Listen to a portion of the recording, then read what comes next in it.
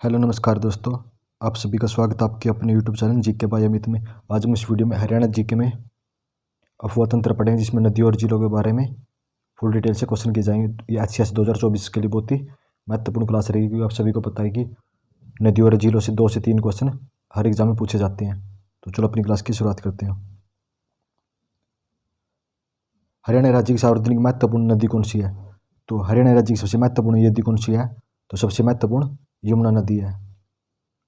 तो हरियाणा में कितने अफवाह तंत्र है? तो हरियाणा में एक तो उत्तरी अफवाह तंत्र है, एक दक्षिणी अफवाह तंत्र है। तो उत्तरी में कौन कौन सी नदी आती है? उत्तरी में यमुना, सरस्वती और घग्गर आती है। कौन कौन सी? यमुना, सरस्वती और घग्गर नदी आती है। और दक्षिण में साहिबी, इंदौरी, दोहन और कृष्णावती नदी आती है। तो यमुना नदी कौन सी है? तो एक ऋग्वेद कालीन नदी है। कौन सी है? यह एक ऋग्वेद कालीन नदी है, और इसका ऋग्वेद में 3 बार उल्लेख है। कितनी बार?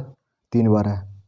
ऋग्वेद में गंगा कितनी बार उल्लेख है? तो ऋग्वेद में गंगा का 1 बार उल्लेख है। और सार्वजनिक किसी नदी का उल्लेख है ऋग्वेद में? तो सबसे ज़्यादा कौन सी नदी का उल्लेख है? तो सिंधु नदी का सबसे ज़्यादा बार उल्लेख है। किसका? सिंधु नदी का सबसे ज़्यादा बार उल्लेख है। तो यमुना नदी का उद्गम कहाँ से होता है? तो यमुना नदी का उद्गम यमुनोत्री। तो यमुनोत्री कहाँ पे है? उत्तराखंड में। कहाँ पे? उत्तराखंड में। और उत्तराखंड के बाद ये हिमाचल प्रदेश में आती है, और हिमाचल प्रदेश के बाद ये तो हरियाणा में प्रवेश करती है। और पोंटा साहिब गुरुद्वारा, तो पोंटा साहिब गुरुद्वारा है जो यमुना नदी के तट पर है। कौन सी पर? यमुना नदी के तट पर है। तो यमुना की लंबाई कितनी है? तो यमुना नदी की लंबाई कितनी है? 1378 किलोमीटर है। और ये हरियाणा के 6 जिलों से होकर बहती है। कितने से? 6 जिलों से। तो यमुना गंगा की सहायक नदी है। गंगा की सहायक नदी है। तो ये हरियाणा में कहाँ से प्रवेश करती है? तो हरियाणा में कालेश्वर नामक स्थान। कालेश्वर कहाँ पे है? तो कालेश्वर यमुनानगर में। कहाँ पे? यमुनानगर में है। और यहीं पर ताजेवाला हेड बनाया गया। ताजेवाला हेड, तो इसका निर्माण कब कराया था? तो इसका ताजेवाला हेड का निर्माण 1873 में करवाया गया था। कब? 1873 में करवाया गया था। तो और यमुना नदी के अन्य नाम कौन कौन सी है? तो इसका अन्य नाम कालिंदी है। कौन सा? कालिंदी, असीता है, और यमराज की बहन, सूर्य की पुत्री और कालीगंगा। कौन कौन से अन्य नाम है यमुना नदी के? तो एक तो कालिंदी है, एक आसिता है, एक यमराज की बहन है, एक सूर्य की पुत्री है, और एक कालीगंगा। कौन सी? कालीगंगा। तो यमुना नदी हरियाणा और यूपी के बीच सीमा बनाती है। तो और हरियाणा यूपी के बीच कितने किलोमीटर की सीमा बनाती है? 320 की। कितने की? 320 की। और हरियाणा व उत्तराखंड के बीच, तो हरियाणा व उत्तराखंड के बीच कितनी सीमा बनाती है? तो 11 किलोमीटर की। कितने की? 11 किलोमीटर की सीमा बनाती है। तो यमुना नदी की सहायक नदी कौन कौन सी है? तो इसकी सहायक नदी कौन कौन सी है? एक तो सोम्बा, सोम्बा होगी, दूसरी पथरारा, एक बूढ़ी होगी, और एक, ये तो हरियाणा में है। और हरियाणा से बाहर कौन कौन सी नदी है? तो हरियाणा से बाहर टोंस, गिरी और आसन। तो हरियाणा से बाहर कौन कौन सी नदी है इसकी सहायक? एक तो टोंस होगी, एक गिरी होगी, और दूसरी आसन नदी। कौन सी? आसन नदी। कौन सी? आसन नदी।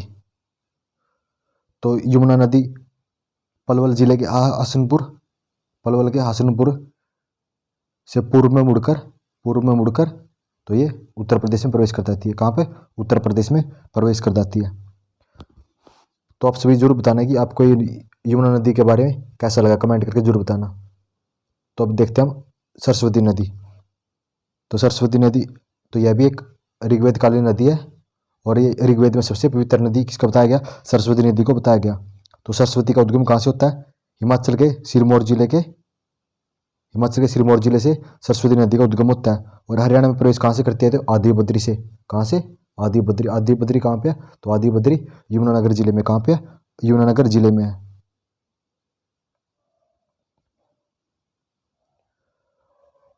और सरस्वती नदी पर सिंधु सभ्यता सबसे ज्यादा है। कौन कौन सी? एक तो बनावली, कुनाल, भगवानपुरा इसी नदी के किनारे है। कौन कौन सी? बनावली, कुनाल और भगवानपुरा इसी नदी के तट पर है। और वर्तमान समय में सरस्वती नदी लुप्त हो गया है। तो वर्तमान समय में ये लुप्त हो गया। क्या हो गया? लुप्त हो गया है वर्तमान समय में। और वेद व्यास जी ने महाभारत की रचना इसी नदी के तट पर की थी। महाभारत का अन्य नाम क्या है? जय सीता। तो वेद व्यास जी ने महाभारत की रचना इसी नदी के तट पर की थी। तो जो सरस्वती नदी जो लुप्त होगी ना, तो इसके बारे में सबसे पहले प्रयास किसने किया था इसको पुनर्जीवित करने के लिए? तो सबसे पहले प्रयास 1999 में एक अंग्रेजी इंजीनियर थे। क्या नाम था? CF आर्लडेम। क्या था? CF आर्लडेम ने सबसे पहले प्रयास किया था। CLM आफडेल ने कब दिया था? 1893 में। और 1999 में किसने किया था? दर्शनलाल जैन ने। तो 1999 में सरस्वती शोध संघ की भी स्थापना की गई। तो उसके बाद घग्गर नदी तो ये दूसरी महत्वपूर्ण नदी है। कौन सी? दूसरी, हरियाणा की सबसे दूसरी महत्वपूर्ण नदी कौन सी है? घग्गर। इसका उद्गम कहाँ से होता है? हिमाचल प्रदेश के सोलन जिले के डगसाई पहाड़ी से। और राज्य में प्रवेश कहाँ से करती है? तो कालका। तो कालका कहाँ पे? तो कालका पंचकुला जिले में। तो ये राज्य में प्रवेश करती है। और कालका के बाद यह नदी, तो कालका के बाद मतलब यमुना, और पंचकुला के बाद ये कहाँ आती है? तो पंचकुला के बाद ये अम्बाला जिले में आती है।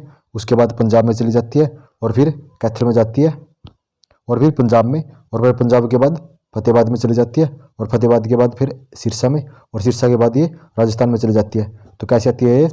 सबसे पहले कालका से प्रवेश करेगी पंचकुला के बाद अम्बाला के बाद पंजाब में चली जाती है और पंजाब के बाद फिर वापस कैथल में आ जाती है और कैथल के बाद फिर ये वापस घूमकर पंजाब में चली जाती है और पंजाब के बाद ये फतेहाबाद के बाद सिरसा में, और सिरसा के बाद ये राजस्थान की ओर निकल जाती है। और सिरसा में ओटो बांध इसी नदी के तट पर है। किस पर? घग्गर पर। कौन सा? ओटो बांध। कौन सा बांध है? ओटो बांध इसी नदी के तट पर है। तो इसकी कुल लंबाई कितनी है? तो घग्गर नदी की कुल लंबाई कितनी है? 465 किलोमीटर। कितनी? 465 किलोमीटर। और हरियाणा में इसकी लंबाई कितनी है? तो हरियाणा में 209 किलोमीटर। कितनी है? 209 किलोमीटर हरियाणा में इस नदी की लंबाई है।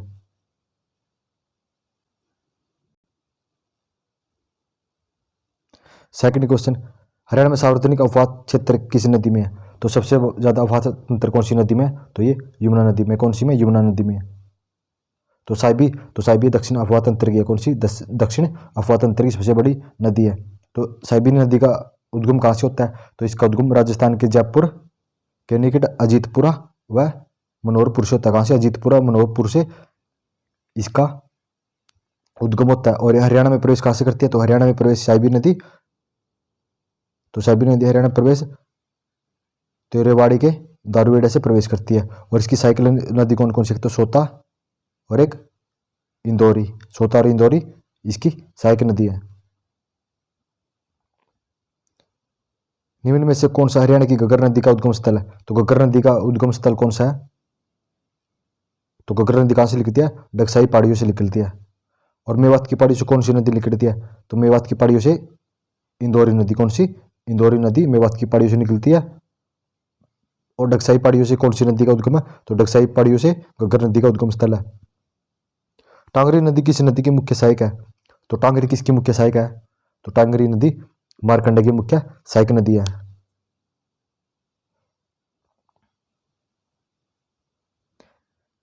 निम्न में से किस नदी का उद्गम स्थल नान के पास शिवालिक पहाड़ियों से है? तो नान के पास शिवालिक पहाड़ियों से कौन सी नदी का उद्गम है?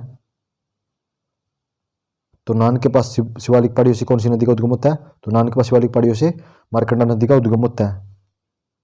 तो घग्गर नदी का उद्गम कहाँ से होता है? तो इसका उद्गम हिमाचल, कहाँ से? हिमाचल प्रदेश से। और सरस्वती नदी का भी उद्गम हिमाचल प्रदेश से होता है। कहाँ से होता है? हिमाचल प्रदेश से होता है।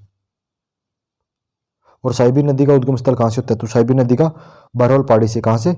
बहरौल पहाड़ी से साहिबी नदी का उद्गम होता है।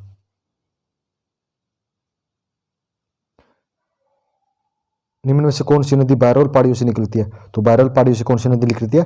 तो साहिबी नदी निकलती है। कौन सी? साहिबी नदी निकलती है। घग्गर नदी हरियाणा में किस जिले में नहीं बहती? तो घग्गर नदी हरियाणा में कौन से जिले में नहीं बहती? तो घग्गर नदी भिवानी जिले में नहीं बहती, लेकिन कैथल, फतेहाबाद और सिरसा जिले में बहती है, लेकिन भिवानी जिले में ये घग्गर नदी नहीं बहती। पटौती के निकट निम्न में से कौन सी नदी साहिबी नदी में मिल जाती है? तो पटौती के निकट कौन सी नदी साहिबी नदी मिल जाती है? तो ये इंदौरी नदी। कौन सी? इंदौरी नदी मिल जाती है।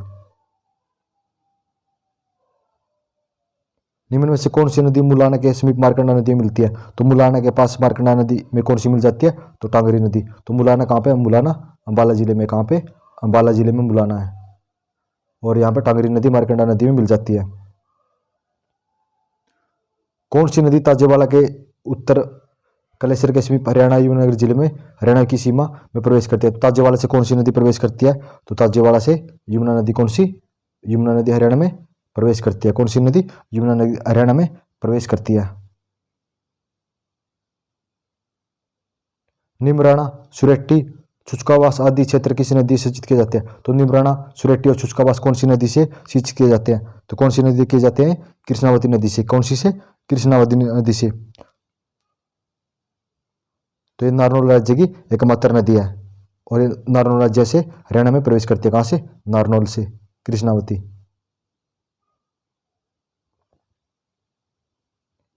हरियाणा के निम्नलिखित जिलों में से यमुना नदी किस जिले में से होकर नहीं बहती? तो यमुना नदी कौन से जिले से होकर नहीं बहती? तो यमुना कौन से नहीं बहती इनमें से? तो सिरसा जिले से नहीं बहती। अम्बाला, कुरुक्षेत्र और करनाल से यमुना नदी बहती है, लेकिन सिरसा जिले से नहीं बहती। कौन सी नदी पंजाब के संगरूर में घग्गर नदी मिल जाती है? तो पंजाब के संगरूर में घग्गर नदी में कौन सी मिल जाती है? तो ये सरस्वती नदी मिल जाती है। कौन सी? सरस्वती नदी मिल जाती है। निम्न में से कौन सी दो प्रमुख नदियां हरियाणा राज्य के दक्षिण अफवाह में प्रवेश करती है? तो दक्षिणी अफवाह तंत्र में कौन सी नदी आती है? तो इनमें से कौन सी दो नदी आती हैं? तो साइबी और इंदौरी। कौन सी? साइबी और इंदौरी आती है। मारकंडा और घग्गर ये उत्तरी में आती है।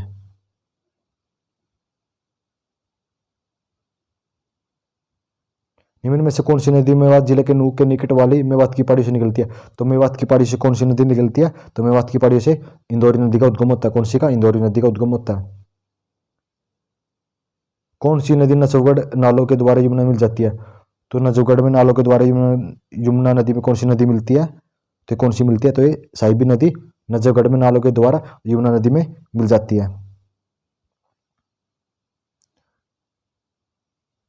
निम्नलिखित में से कौन सी नदी नजफगढ़ झील में गिरती है? तो नजफगढ़ झील में इनमें से कौन सी नदी गिरती है? तो नजफगढ़ झील में साहिबी नदी गिरती है। कौन सी? साहिबी नदी गिरती है।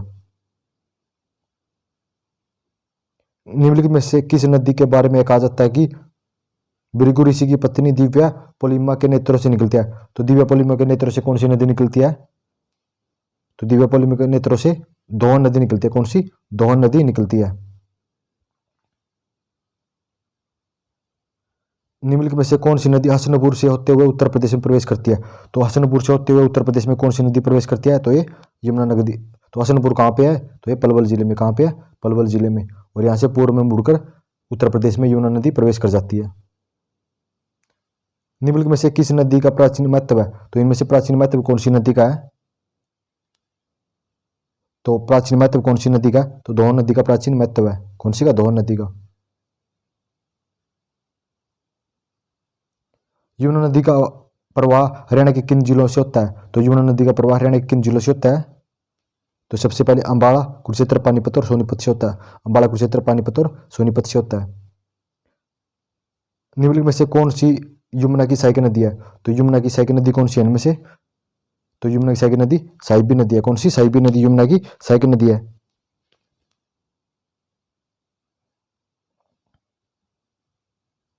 घग्गर नदी हरियाणा में किस स्थान से प्रवेश करती है? तो घग्गर नदी हरियाणा में कौन से स्थान से प्रवेश करती है? तो ये कालका से। कालका कहाँ पे? कालका पंचकुला जिले में। और उसके बाद ये अम्बाला में चली जाती है, फिर ये पंजाब में चली जाती है, फिर ये कैथल में आती है, कैथल के बाद फिर पंजाब में चली जाती है, और पंजाब के बाद फतेहाबाद में, फतेहाबाद के बाद सिरसा में, सिरसा के बाद फिर ये राजस्थान की ओर निकल जाती है। तो कैसे आती है ये घग्गर नदी? सबसे पहले काला का काम पंचकुला, उसके बाद अम्बाला जिले में, फिर ये पंजाब में चली जाती है, फिर ये कैथल जिले में आती है, फिर ये वापस पंजाब में चली जाती है, और फिर ये फतेहाबाद जिले में चली जाती है, फिर सिरसा में, और उसके बाद ये राजस्थान में चली जाती है। निम्न में से कौन सी नदी राज्य के पूर्वी सीमा के साथ साथ उत्तर प्रदेश की सीमा निर्धारित करती है? तो कौन सी नदी निर्धारित करती है ये? यमुना नदी। कौन सी नदी? यमुना नदी निर्धारित करती है। किसके साथ? उत्तर प्रदेश के साथ। कितने किलोमीटर की सीमा करती है ये? तो 320 किलोमीटर। कितनी? 320 किलोमीटर। और यमुना नदी का कुल लंबाई कितनी है? तो 1376 किलोमीटर है। और ये कहाँ से निकलती है? तो ये यमुनोत्री उत्तराखंड से निकलती है और पांवटा साहिब गुरुद्वारा भी इसी नदी के तट पर है और ये उत्तरी अफा तंत्र की सबसे महत्वपूर्ण नदी है और इसमें ऋग्वेद कालीन में इस नदी का उल्लेख है। किसमें? ऋग्वेद कालीन में यमुना नदी का उल्लेख है। निम्न में से किस नदी का उद्गम हरियाणा के मेवात से होता है? तो हरियाणा के मेवात से कौन सी नदी निकलती है? तो हरियाणा के मेवात से इंदौरी नदी निकलती है। कौन सी? इंदौरी नदी निकलती है। निम्न में से कौन सी नदी राज्य के दक्षिण से उत्तर की ओर प्रवाहित होती है? तो दक्षिण से उत्तर की ओर कौन सी नदी प्रवाहित होती है हरियाणा में? तो ये साहिबी नदी होती है। कौन सी? साहिबी नदी। ये दक्षिण से उत्तर की ओर बहती है, ऐसे पूर्व पश्चिम उत्तर दक्षिण ये ऊपर ऐसे बहती है। तो कौन सी नदी है? तो ये साहिबी नदी है। निम्न में से कौन सी नदी साहिबी की साई की नदी नहीं है? तो इनमें से साहिबी की साई की नदी कौन सी नहीं है? तो चोटांग नहीं है। सोता, दोन और इंदौरी ये साहिबी की है, लेकिन चोटांग नहीं है। तो आपसे भी कमेंट करता है चोटांग किसकी साई की नदी है? निम्न में से कौन सी झील हरियाणा में स्थित है? तो हरियाणा में कौन कौन सी झील स्थित है? तो दमदमा भी है, कोटला भी है, खलीलपुर भी है, तो उपरोक्त सभी है। कौन कौन सी? दमदमा, कोटला, खलीलपुर ये तीनों है। तो दमदमा झील कहाँ पे है? तो दमदमा झील गुरुग्राम जिले में है। और ये कितने एकड़ में है? तो ये 3000 एकड़ में है। कितने में? 3000 एकड़ में है, या 12.14 किलोमीटर स्क्वायर में है दमदमा झील। सेकंड कोटला झील। तो कोटला झील कहाँ पे है? तो कोटला झील मेवात में है। कहाँ पे? मेवात में। और कोटला झील को मेवात की जीवन रेखा भी कहा जाता है। और इसकी लंबाई कितनी है?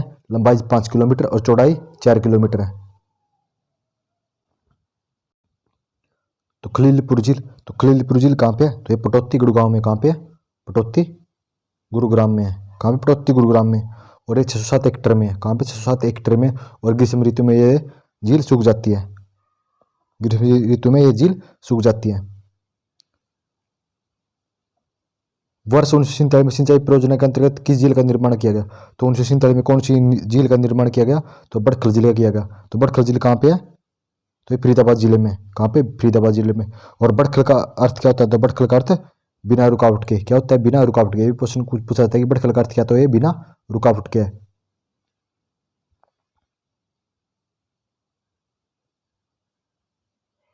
प्रसिद्ध बड़खल झील हरियाणा के किस जिले में? तो बड़खल झील कहाँ पे? फरीदाबाद में। कहाँ पे? फरीदाबाद में। और दमदमा गुरुग्राम में है। रोहतक में कौन सी है? रोहतक में कौन सी है? तिलियार झील। कौन सी? तिलियार झील कहाँ पे? रोहतक में है। फरीदाबाद में बड़खल झील का निर्माण किस वर्ष किया गया? तो फरीदाबाद में बड़खल झील का निर्माण 1947 में किया गया। सिंचाई के लिए किया गया था इसका निर्माण। किसके लिए? सिंचाई के लिए झील का निर्माण किया गया था। राज्य में स्थित किस झील में साइबेरियम व अन्य प्रवासी पक्षी आगमन आते हैं? तो कहाँ पे आते हैं? कौन सी झील में आते हैं साइबेरियम? तो सुल्तानपुर में। सुल्तानपुर कहाँ पे है? तो ये गुरुग्राम जिले में। कहाँ पे? गुरुग्राम जिले में है। हरियाणा की कौन सी झील विदेशी पर्यटकों के लिए आकर्षित केंद्र है? तो विदेशी पर्यटकों के लिए कौन सी झील है? तो बड़खल झील। बड़खल कहाँ पे? फरीदाबाद में। कहाँ पे? फरीदाबाद में। हरियाणा के फुरुख नगर में कौन सी झील है? तो फुरुख नगर में हरियाणा की कौन सी झील है? तो ये सुल्तानपुर झील है। कहाँ पे? सुल्तानपुर झील फुरुख नगर में है। तो चलो और अन्य महत्वपूर्ण जिले करते हैं, जैसे कि सनित सरोवर। सनित सरोवर कहाँ पे? सनित सरोवर कुरुक्षेत्र में। कहाँ पे? कुरुक्षेत्र में। सनित सरोवर को भगवान विष्णु का स्थायी निवास माना जाता है। किसका? सनित सरोवर को भगवान विष्णु का स्थायी निवास माना जाता है। और ब्रह्म सरोवर। तो ब्रह्म सरोवर भी कहाँ पे? ब्रह्म सरोवर भी कुरुक्षेत्र में है। तो ये चारों ओर से पक्का है। ये मोस्ट इंपोर्टेंट है। चारों ओर से पक्का कौन सा सरोवर है? तो ये ब्रह्म सरोवर है। कौन सा सरोवर है? ब्रह्म सरोवर है। एक तो तिलियार झील। तिलियार झील कहाँ पे है? तो तिलियार झील रोहतक में है। और गौकर्ण तालाब, तो ये भी रोहतक में है। तिलियार झील और गौकर्ण तालाब ये दोनों रोहतक में है। उसके बाद मोस्ट इंपोर्टेंट डबचिक झील, तो कहाँ पे है ये?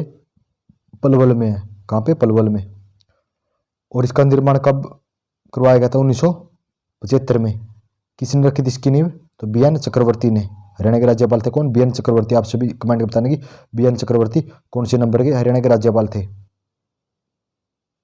कौन से? बी.एन. चक्रवर्ती।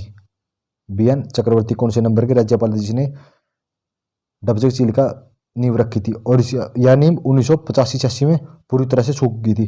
ये पूछा था कि डबचक झील कब पूरी तरह से सूखी थी, तो ये 1985-86 में पूरी तरह से सूख गई थी ये झील। तो उसके बाद ब्लू बर्ड झील, तो ब्लू बर्ड झील कहाँ पे है, तो हिसार में है। और ब्लैक झील कहाँ पे है, तो ब्लैक झील हांसी में है। तो ब्लू बर्ड तो हिसार में और ब्लैक झील हांसी में है। तो उसके बाद एक टिक्करताल झील, टिक्करताल झील कहाँ पे है, तो ये पंचकुला में। कहाँ पे, पंचकुला में टिक्करताल झील। उसके बाद आती है चिली झील, चिली झील कहाँ पे है, तो चिली झील फतेहाबाद में। फतेहाबाद का नाम क्या है, तो फतेहाबाद को पिंक सिटी के नाम से भी जाना जाता है। किसके नाम से, पिंक सिटी के। और फतेहाबाद की स्थापना कब की थी, 1351 में। किसने की थी, फिरोज शाह तुगलक ने। किसने, फिरोज शाह तुगलक ने फतेहाबाद की स्थापना 1351 में की थी। उसका अन्य नाम, इसे पिंक सिटी के नाम से भी जाना जाता है। तो फतेहाबाद में कौन सी है, चिली झील कहाँ पे, फतेहाबाद में चिली झील। तो उसके बाद संजीत सरोवर, तो संजीत सरोवर कहाँ पे, तो ये थानेसर, थानेसर कहाँ पे, कुरुक्षेत्र में है। एक और मोस्ट इंपोर्टेंट ब्लॉसन झील, तो ब्लॉसन झील कहाँ पे, तो ये पिंजौर में। पिंजौर कहाँ पे, तो पिंजौर पंचकुला जिले में। तो एक डाबर झील कहाँ पे है, डाबर झील कहाँ पे, मुरथल, मुरथल कहाँ पे, तो मुरथल सोनीपत में है। तो एक है होडला झील, होडला झील कहाँ पे है, तो ये सोना में। सोना कहाँ पे, सोना गुरुग्राम में, जहाँ पे गर्म पानी का चश्मा। तो कहाँ पे है ये, होडला झील में। तो एक खूनी झील, तो खूनी झील कहाँ पे है, तो ये मोस्ट इंपोर्टेंट है खूनी झील। तो ये फतेहाबाद में, ये भी कहाँ पे, फतेहाबाद में। कहाँ पे है, फतेहाबाद में। खूनी झील भी कहाँ पे है, फतेहाबाद में खूनी झील है। कहाँ पे है, फतेहाबाद में ही। तो एक सूरजकुंड, सूरजकुंड झील, तो ये फरीदाबाद में। और इसका निर्माण कब कराया था, तो सूरजकुंड का निर्माण 10वीं शताब्दी में तोमरवश के शासक अनंगपाल ने कराया था। कब, 10वीं शताब्दी में तोमरपाल के शासक अनंगपाल द्वितीय ने करवाया था। और इस झील के पास दिल्ली का उस्लाबाटी वन्यजीव अभ्यारण्य है। और यहाँ पर अंतर्राष्ट्रीय सूरजकुंड मेला लगता है। कब लगता है, फरवरी में 15 दिन का मेला लगता है। सबसे पहली बार कब लगा था, तो ये 1987 में सबसे पहली बार लगा था। एक है कर्ण झील, तो कर्ण झील कहाँ पे है, तो कर्ण झील करनाल में है। कहाँ पे है कर्ण झील, कर्ण झील, तो कर्ण झील करनाल में। कहाँ पे, करनाल में। इसे कर्ण तालाब के नाम से भी जाना जाता है। और इसे चक्रवर्ती झील भी कहते हैं। इसका निर्माण 1972 में कब कराया था, 1972 में। और उद्घाटन कब किया था, इसका उद्घाटन 1974 में किसने किया था, राज्यपाल वीरेंद्र नारायण चक्रवर्ती ने इस झील का निर्माण किया था और उद्घाटन किया था। किसने, वीरेंद्र नारायण चक्रवर्ती ने। तो धन्यवाद दोस्तों, आप सभी कमेंट कर जाने की आपको ये जानकारी कैसी लगी। अगर आपको अच्छी लगी तो प्लीज़ क्लास को लाइक शेयर जरूर कर देना और जो भी नए जुड़े चैनल सब्सक्राइब जरूर कर देना।